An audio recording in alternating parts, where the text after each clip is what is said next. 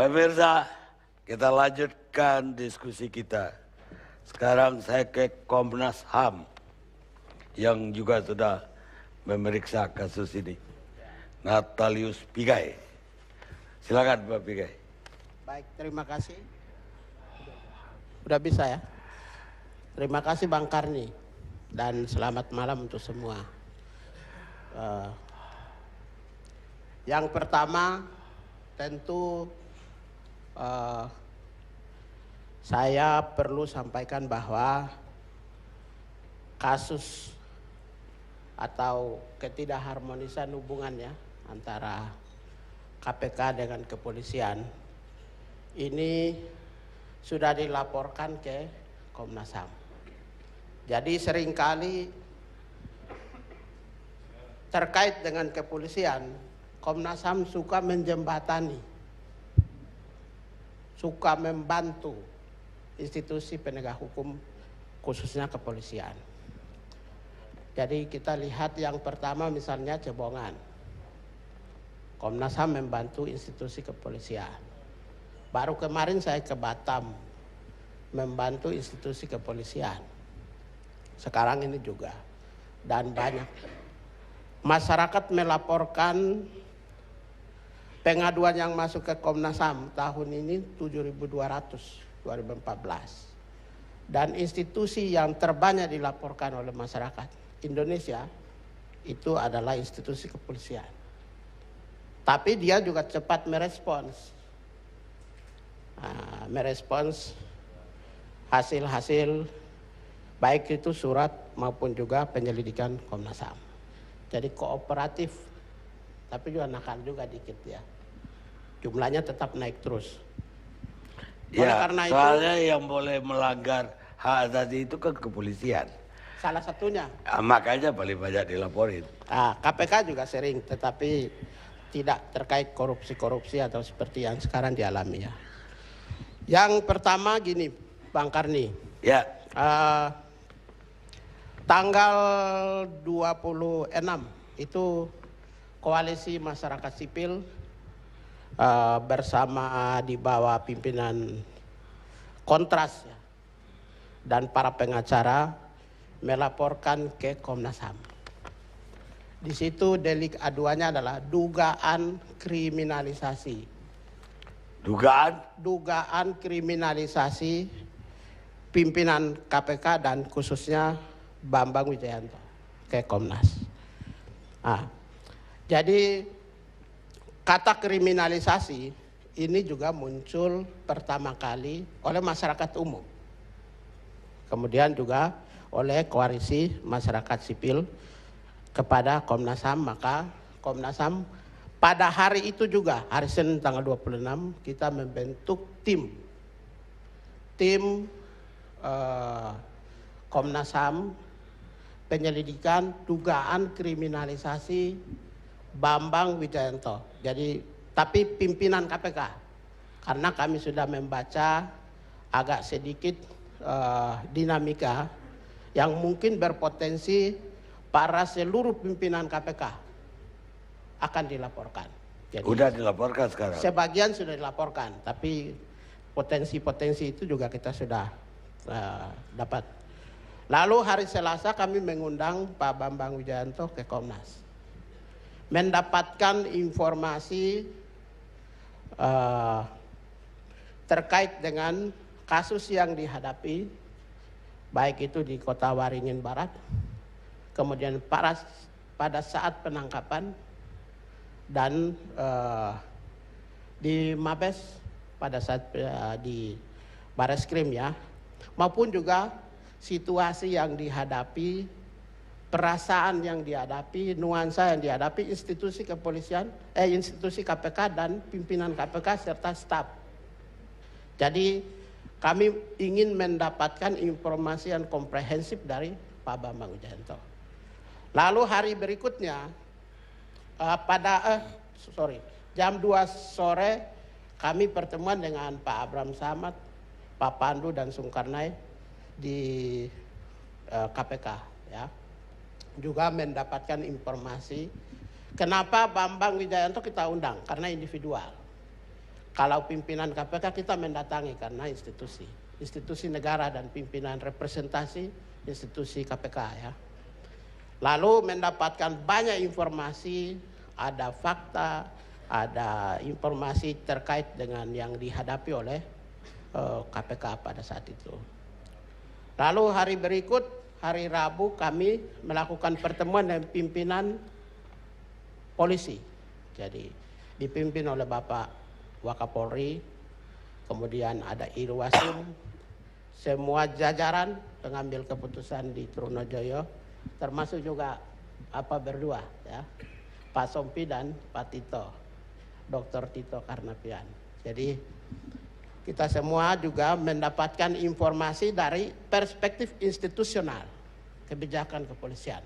Jadi bukan kasus tadi kami mendatangi ke KPK adalah perspektif institusional, kami mendatangi juga supaya lebih imparsial, berimbang untuk mendapatkan informasi. Lalu hari Jumat kami mengundang Kabar Reskrim dan jajarannya termasuk penyidik ya semua, Komnas. Kenapa Komnas secara serius bahkan cepat? Tim yang dibentuk ini adalah 30 hari masa kerjanya, tapi kita perkirakan paling lama itu 15 hari sudah selesai laporan kami. Kenapa demikian? Karena ada dua persoalan. Yang pertama adalah ini disharmoni institusi negara. Karena itu Komnas harus masuk menjembatani perdamaian, memediasi perdamaian. Itu satu. Yang kedua, itu adalah ada kasus-kasus individual yang dihadapi. Antara lain Pak Bambang Wijayanto ada 4, kemudian juga di kepolisian yang Pak BG ya juga. Karena itu kasus individual ini tergantung sesuai dengan undang-undang kita, kami Komnas HAM dan SOP. Tergantung laporan yang masuk. Kami kan kerja berbasis laporan, pengaduan. Karena itu kasus individual yang masuk ini adalah Bambang Wijayanto yang melaporkan ke Komnas HAM. Maka ini juga tentu kita lakukan penyelidikan terhadap dugaan kriminalisasi yang dihadapi. Ada beberapa hal secara ini kan kami lakukan penyelidikan aspek material dan formil ya. Apa yang dibicarakan tidak mungkin saya sampaikan ke sini karena ini persoalan kami lagi sedang merumuskan kesimpulan. Tapi ada beberapa aspek variabel ya yang kita tentu terkait dengan Kota Waringin Barat misalnya. Jawaban dari kepolisian tidak mungkin saya sampaikan dengan Pak Bambang. Pertanyaan, apakah Pak Bambang Wijayanto adalah seorang perancang, mens rea, sumber informasi, atau dia hanya mentransfer informasi yang bersumber dari orang lain? Kalau orang lain siapa? Nah ini, saya kira ini sebuah pertanyaan yang cukup ya menusuk bagi kepolisian, tapi karena sampai hari ini kepolisian belum menjawab itu, belum mengeluarkan pernyataan. Gambaran yang didapat Komnas apa? Oh nggak boleh kalau itu. Nggak boleh. Nanti kan. Jadi pertanyaan apakah Pak Bambang itu mens rea yang merancang untuk melakukan manipulasi apa itu kesaksian? Saksi palsu. Ini yang memang harus disampaikan oleh institusi kepolisian. Apa dia itu yang pertanyaan. Yang kedua, ada pertanyaan lain. Jangan polisi juga nganggap belum boleh dibocorkan ke Komnas HAM. Semua sudah dibocorkan, tapi kan tidak boleh saya ngomong. Oh, udah dibocorkan. Saya tahu semua yang sudah disampaikan. Jadi terus yang berikut, dalam mungkin dunia penelitian dan pendidikan tahu ya. Kalau saya bukan ahli hukum, karena saya sarjana ilmu politik. Jadi, tapi saya peneliti. Kalau sejauh yang saya tahu, saksi ini kan 68 orang. 68 orang. Kemudian kepolisian hanya mengambil 4 orang. Kemudian dijadikan sebagai salah satu alat bukti. Apa itu representatif? 68 satu kesatuan informasi, satu kesatuan proses, satu kesatuan fakta, tapi individunya 68 orang berada dalam satu kesatuan. Kemudian kepolisian hanya mengambil 4 orang. Apakah itu adalah representatif? Pemilihan presiden 50 plus 1 kan? 50% per 1. Tapi kan Misalnya, dalam contoh. KUHP aja cukup orang itu apa yang dia lihat, apa yang dia dengar. Tidak perlu dia mewakili sebuah orang. Tapi apa yang dialami dalam hukum acara. Itu kalau orangnya berbeda-beda. 68 orang adalah mereka yang saksi terkait dengan satu kasus yang betul, tapi yang dipertanyakan oleh polisi pasti orang 4 ini apa yang dialami dan apa yang dia dengar, yang dia lihat. Ya itu silakan diperdebatkan di pengadilan lah ya. Ya itu yang pertama ya, dalam perspektif penelitian semacam itu ya, representatif atau tidak representatif. Lalu yang berikut, kalau kita mau lihat juga kasus ini juga pernah dilaporkan ke kepolisian kurang lebih 5 tahun 4 tahun yang lalu ya. Apakah pada saat menetapkan Pak BG sebagai tersangka, kasus yang lama itu dokumennya pernah dipegang nggak? Diuji nggak? Dilihat nggak? Atau jangan-jangan ketahui bahwa kasus ini pernah diuji setelah Pak BG ditangkap? Nah, ini juga sebuah pertanyaan yang tentu menjadi pekerjaan bagi pihak kepolisian. Ya. Itu ditanyakan nggak oleh Komnas HAM kepada polisi? Saya tidak tahu kalau itu. Nggak ditanya atau tidak, nggak perlu jawabannya. Oh ya, nantilah ya. Itu dari sisi kasus pilkada Kota Waringin Barat. Lalu yang kedua, terkait dengan dugaan kriminalisasi. Ya. Memang pengertian kriminalisasi, kalau pakai basis teori atau basis hukum yang lain mungkin saya kira silakanlah ya. Tapi sejauh yang saya pahami, kriminalisasi itulah melenceng dari hukum. Melenceng dari prosedur. Jadi melakukan tindakan yang bertentangan atau menyimpan dari prosedur dan hukum. Oleh karena itu persoalan kriminalisasi terkait dengan penahanan penangkapan Pak Bambang Wijayanto sampai dengan penyelidikan di Bareskrim juga menjadi perhatian Komnas HAM. Oleh karena itu misalnya ada kata-kata sebuah tindakan-tindakan kata-kata yang menyebabkan ya bertentangan secara hak asasi manusia ya. Misalnya aspek-aspek ini tentu sudah mengemuka di opini publik. Nah, kemudian khusus mengenai Bareskrim juga kita tanya berbagai hal tentang teknis dan prosedur penyelidikan yang dilakukan oleh Bareskrim. Saya kira itu sebagai pengantar dari kami. Oleh karena itu mungkin tidak akan lama lagi Komnas HAM akan memberikan rekomendasi kepada institusi kepolisian, kepada KPK dan ke Presiden. Kita sudah menyampaikan adanya sebuah laporan kepada Komnas HAM terkait dengan penahanan pimpinan KPK ini. Saya kira itu. Penahanan belum ditahan, baru diperiksa. Ya ditahan, ditangkap, kemudian diperiksa. Saya kira itu. Kira-kira dari udah dengar semua, apa kesimpulan Pak Pineh? Kesimpulan kan kami masih belum mengeluarkan kesimpulan. Tapi tentu nanti kesimpulan ini kita akan keluarkan dalam waktu yang tidak lama lagi, dalam 1 minggu 2 minggu ke depan itu sudah keluarkan. Tapi kesimpulan yang pertama tentu arah kesimpulannya adalah bagaimana kedua institusi kepolisian dan KPK ini bisa kembali damai, harmoni. Itu tujuan. Itu, Itu tujuan. ya, tapi tujuan itu kan pasti Arah ada, kesimpulan apa? arah Baru rekomendasi. tujuannya ke situ. Ya, arah ke sananya tentu itu. Jadi tujuannya adalah bagaimana menjaga keharmonisan kedua institusi ya. Yang berikutnya adalah memastikan apakah betul terjadi dugaan kriminalisasi terhadap Bambang Wijayanto dan tidak.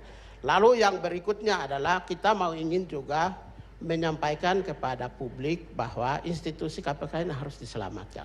Karena ada ketidakharmonisan, ada sebuah kondisi yang tidak nyaman yang dihadapi oleh institusi KPK. Itu akan menghambat proses penyelidikan terhadap kasus-kasus korupsi yang ada di KPK. Saya kira itu, Pak. Tapi kenapa hanya KPK aja yang harus diselamatkan? Polri-nya nggak perlu diselamatkan? Kita sudah banyak menyelamatkan Polri dan dalam hal ini juga kan sudah bertemu dengan pimpinan Polri. Kemudian juga kita sudah mengundang Kabar Reskrim adalah bagian dari Save KPK dan Save Polri. Saya kira itu. Jadi sementara itu dulu ya. Ya. Belum boleh kita gali lebih jauh ya. Saya belum ada kita punya SOP ya. Jadi sangat tidak mungkin saya bisa sampaikan aspek-aspek material dan formil yang kita lakukan penyelidikan. Baik, Pak Pigai. Saya mau ke Pak Arlan ya. Pak Arlan Fakra, Koordinator Gerakan Anti Korupsi Indonesia. Terima kasih Pak Karni. Assalamualaikum warahmatullahi wabarakatuh. Kami adalah kumpulan organisasi anti korupsi di daerah-daerah di seluruh Indonesia. Dan keberadaan kami di Jakarta itu karena persoalan-persoalan korupsi di daerah itu tidak ditangani dengan cukup baik oleh lembaga-lembaga peradilan lain di daerah. Lembaga penegak hukum maksudnya. Lembaga penegak hukum. Sehingga sejak 2004 kita selalu menyampaikan kasus-kasus korupsi di daerah ke KPK sesuai dengan Undang-Undang Pemberantasan Korupsi Pasal 41. Itulah saya kira landasan dari masyarakat sipil bekerja dalam upaya pemberantasan korupsi. Dengan demikian bahwa mungkin pertanyaan saya, apa pendapatnya terhadap kontroversi antara KPK dan Polri ini? kalau kami melihat dari jauh dari daerah bahwa kekisruhan yang terjadi di Jakarta itu sebenarnya sesuatu hal yang tidak perlu terjadi. Apalagi kekisruhan ini sekarang sudah merembet jauh kemana-mana. Sehingga kami berpikiran meloncat ke depan. Apa sebenarnya yang harus dilakukan supaya kedua lembaga ini kembali bekerja dengan baik sesuai dengan fungsi dan tugasnya. Saya akan mengingatkan kita semua bahwa harapannya pimpinan KPK yang ada sekarang soft landing. Dia akan habis masa jabatannya pada Desember 2015 dan saya berharap pimpinan KPK yang ada sekarang bisa bertahan sampai Desember. Sekaligus kita dari daerah-daerah mengingatkan bahwa sekarang sudah bulan Februari dan pimpinan KPK yang baru harus dilantik dipilih di bulan Desember. Jadi ada waktu sekitar 10 bulan.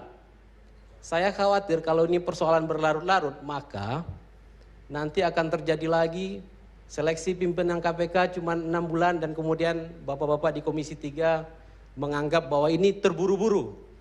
Tidak ada calon yang baik. Nah, saya meloncat berpikir ke depan bahwa ini KPK harus diselamatkan. Caranya adalah kita akan segera mengusulkan supaya terjadi seleksi untuk pimpinan KPK yang baru. Nah, ke belakang seperti apa? Ke belakang, kalau kita mau selamatkan KPK, bahwa proses-proses yang ada di dalam KPK itu harus dijalankan. Dulu ada proses misalnya soal komite etik. Kalau apa yang dituduhkan terhadap pimpinan-pimpinan KPK sekarang kemudian diperdebatkan terus di media, tetapi proses-proses yang ada di dalam KPK tidak dijalankan, maka saya khawatir ini berlarut-larut, kemudian mengganggu kinerja KPK, mengganggu kinerja Polri, kemudian ini tidak terselesaikan. Dari daerah kita harapannya seperti itu supaya kasus-kasus korupsi di daerah itu kembali bisa diproses di Jakarta, karena di daerah boleh dikatakan pemberantasan korupsi yang gencar di Jakarta ini di daerah biasa-biasa saja. Kecuali pimpinan-pimpinan daerah yang memang baik, kemudian dia melakukan perubahan sistem dan segala macam, itu baiklah daerah tersebut. Tetapi di daerah lain sama saja seperti biasa, yang jauh dari pantauan media yang jauh itu biasa korupsi terjadi begitu saja dan tidak ada perubahan. Malah kita melihat semakin banyak. Oleh karena itu saya kembali mengingatkan bahwa ini harus diselamatkan, harus diperbaiki. Bagaimana caranya? Tentu banyak orang di Jakarta, banyak pemikir, banyak segala macam bisa menyelesaikan ini begitu. Posisi Polri kita tahu bahwa keberadaan KPK adalah untuk memperbaiki institusi-institusi penegak hukum lainnya. Tetapi ini sudah 12 tahun KPK berada, ini masuk akan KPK jilid 4. Institusi-institusi penegak hukum lainnya memang mereformasi dirinya dengan lambat. Oleh karena itu kita berharap dia juga mereformasi dirinya dengan cepat, sehingga bersama-sama KPK dia memberantas korupsi di seluruh Indonesia. Dan kita tahu bahwa jangkauan penegak hukum ini jauh lebih luas daripada jangkauan KPK. KPK dibatasi oleh undang-undang untuk hal-hal tertentu, misalnya soal penyelenggaraan negara dan penegak hukum, kasus yang minimal 1 miliar. Kalau institusi penegak hukum lain baik, maka ini akan prosesnya akan cepat. Itulah harapan kita dari daerah-daerah. Semoga ini cepat terselesaikan dan kemudian berjalan kembali seperti sedia kala. Itu harapan kita sebagai pemula. Ibu Ratna Sarumpait. Assalamualaikum warahmatullahi wabarakatuh.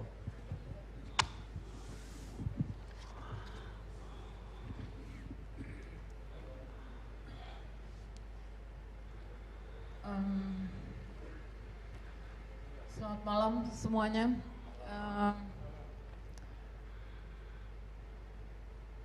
Kebayang nggak ya kayak apa rakyat melihat kondisi ini?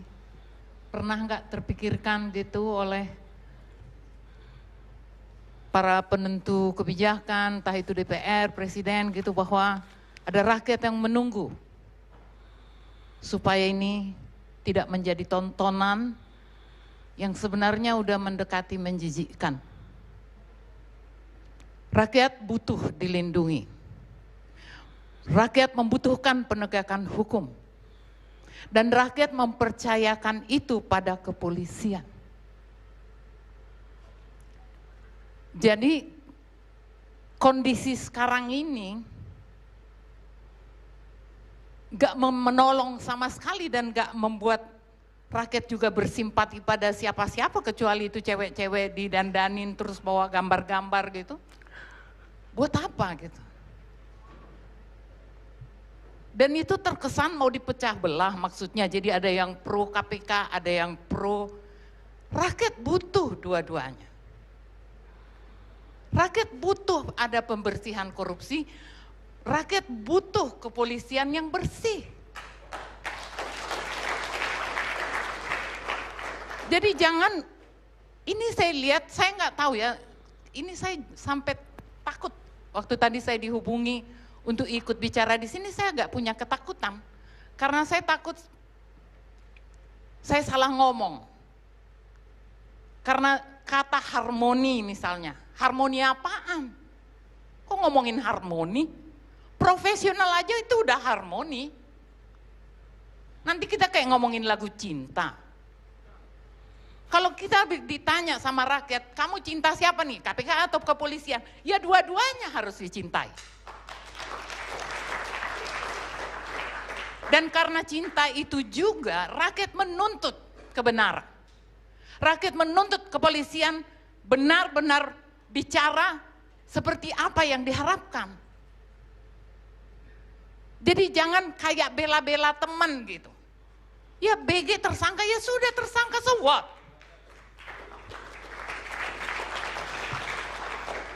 Tersangka loh. Penegak hukum tersangka mau jadi kepala polisi pula. Saya mungkin nangis badar kalau dia diangkat. Sorry, this is my personal opinion. Kalau seorang tersangka memilih memimpin kepolisian Republik Indonesia, muka ini mau ditaruh di mana gitu.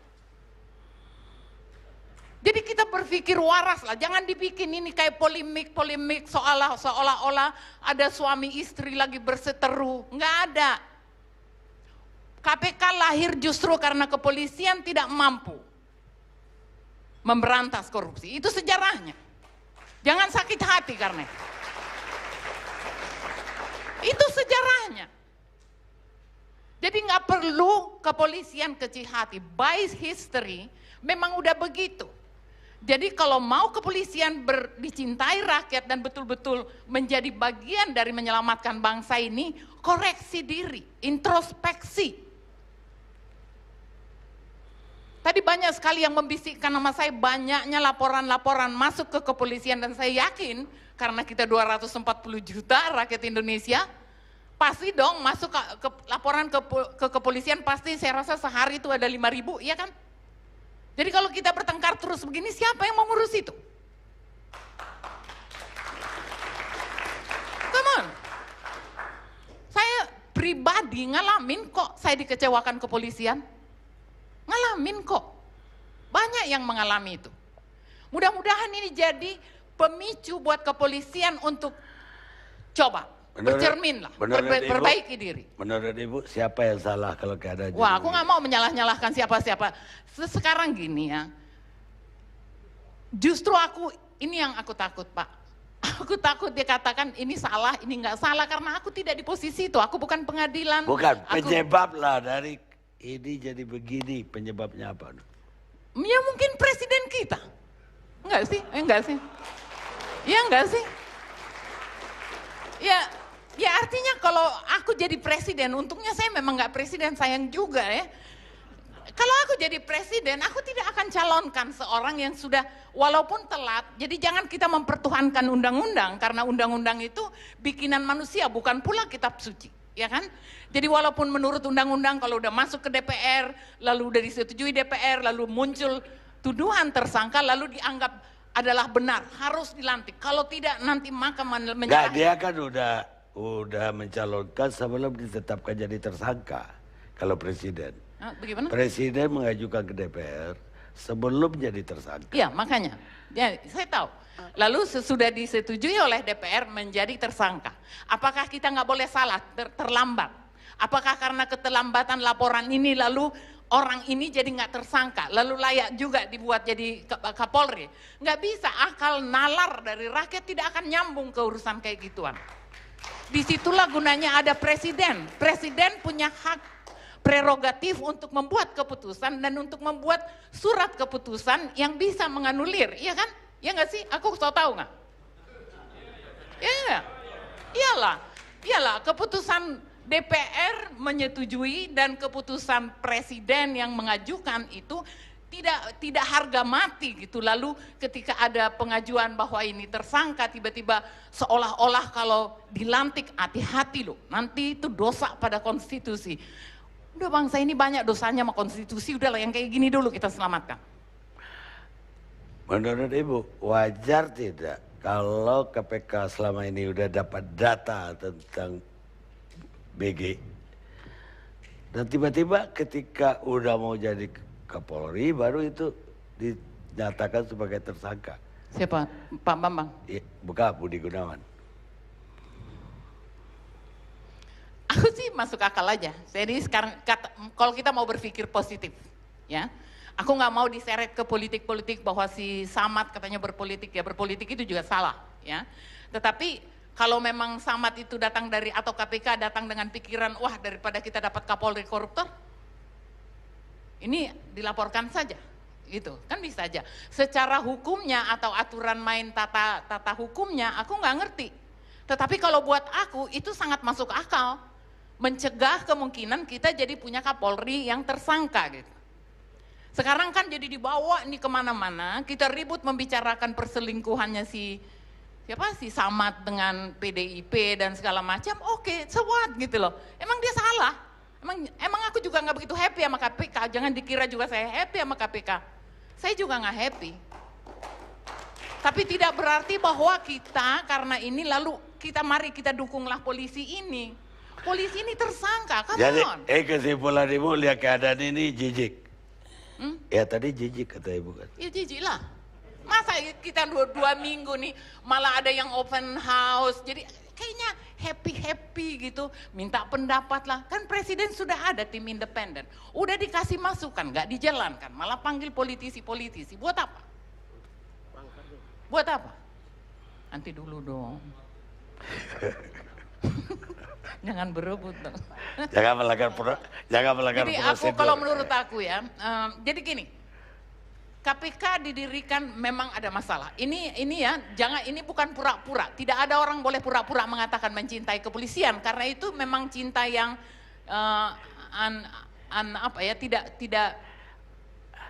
tidak terbantahkan. Emang harus dicintai. Mau bilang apa? Orang kepolisian. Emang negara ini kalau nggak ada kepolisian kita mau kemana? Itu cinta kita sebelum kita lahir kita udah cinta. Iya. Ketika kita meninggal kita masih cinta. Ya, sampai karena masih selama-lamanya. ada. Makanya aku mau meninggal dengan melihat kepolisian ini bersih. Jadi, dan untuk itu harus ada keberanian. Saya nggak percaya kalau semua orang-orang petinggi di kepolisian itu bobrok. Ada banyak orang loh Pak, ya ini supaya didengar oleh pihak kepolisian bahwa ya bagaimana mau beres, pastilah semua membelain BG, kan orang jenderal-jenderalnya semua koruptor, aku nggak terlalu percaya itu. Barangkali banyak yang koruptor tapi tidak semua. Betul, kita Ya. lihat Bu sejenak.